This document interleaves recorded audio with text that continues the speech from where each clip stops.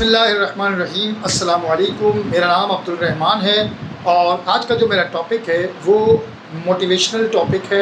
आप तमाम लोगों को मैं चाह रहा हूँ कि मोटिवेट करूँ, और वो इस वजह से मोटिवेट करना चाह रहा हूँ कि आजकल जो यूजुअली मैंने देखा है आपका दुनिया में जो चल रहा है वो यही चल रहा है कि हम जो है अपने आप को किसी मिसफिट जगह पर जो है वो फिट करने की कोशिश कर रहे होते हैं ज़बरदस्ती, जबकि हमारी लिए वो प्लेस होती ही नहीं है, जिसके बाइस जो है वो हम प्रॉब्लम का शिकार रहते हैं।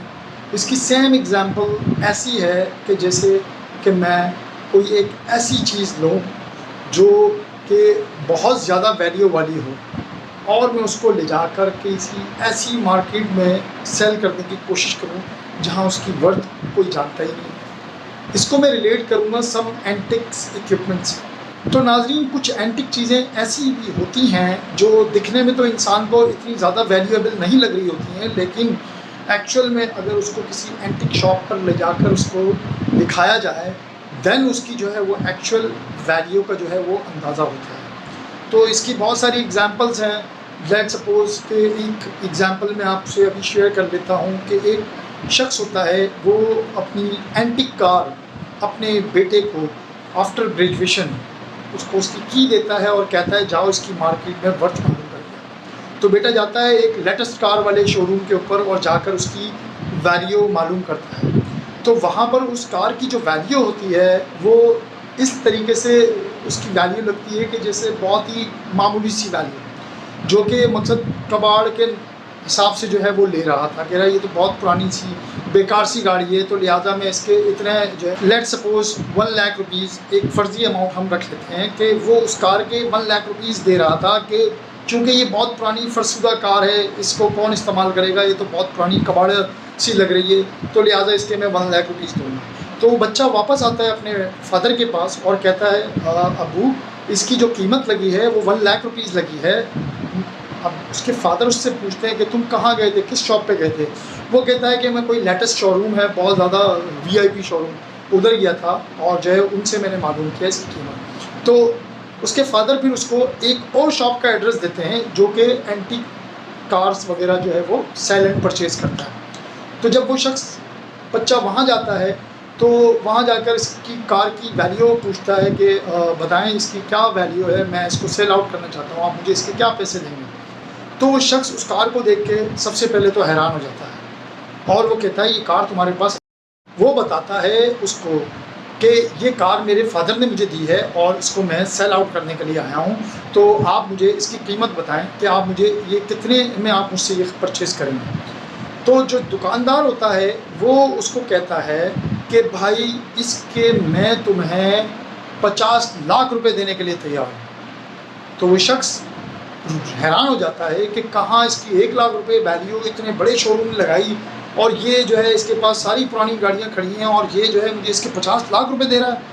तो वो समझदार होता है बच्चा, वो वापस आता है, कहता है 1 मिनट आप रुके, मैं अपने वालिद से पूछ के आ जाऊँ, क्योंकि मेरे वालिद साहब ने कहा था जो कीमत लगे मुझे बताना।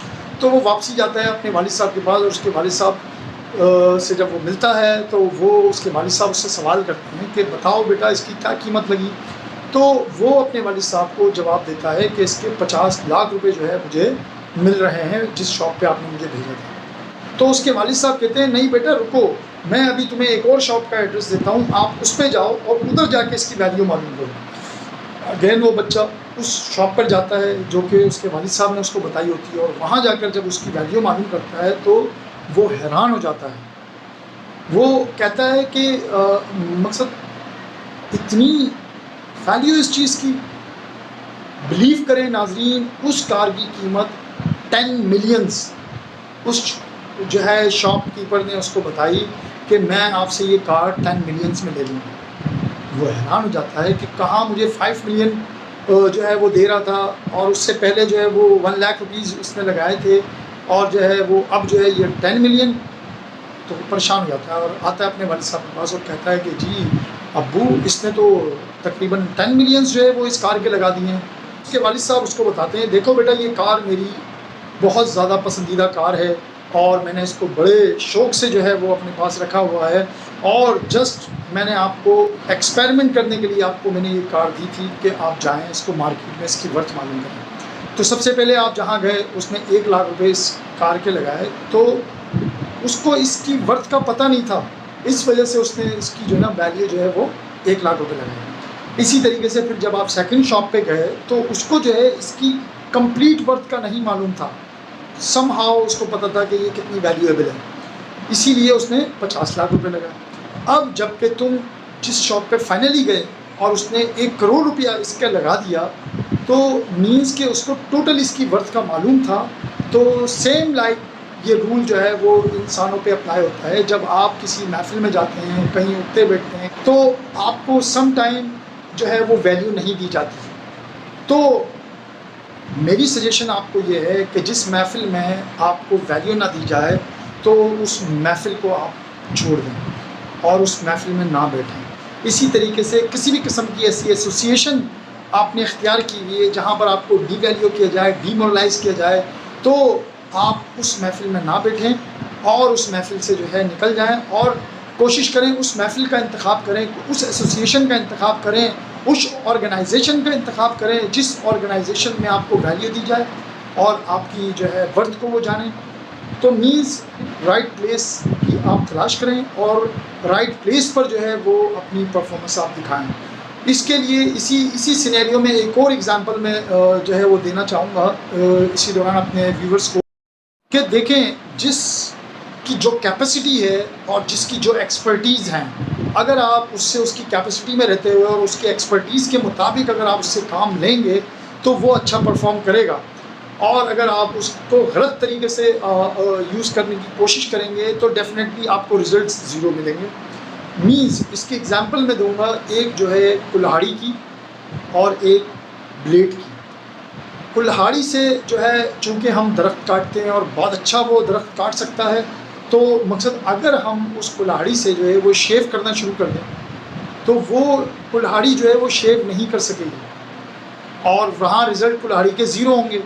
और इसी तरीके से जो ब्लेड जिससे हम शेव करते हैं और उस ब्लेड से अगर हम दरख्त को काटना शुरू कर दें तो डेफिनेटली वहाँ पर उसके रिज़ल्ट ज़ीरो होंगे।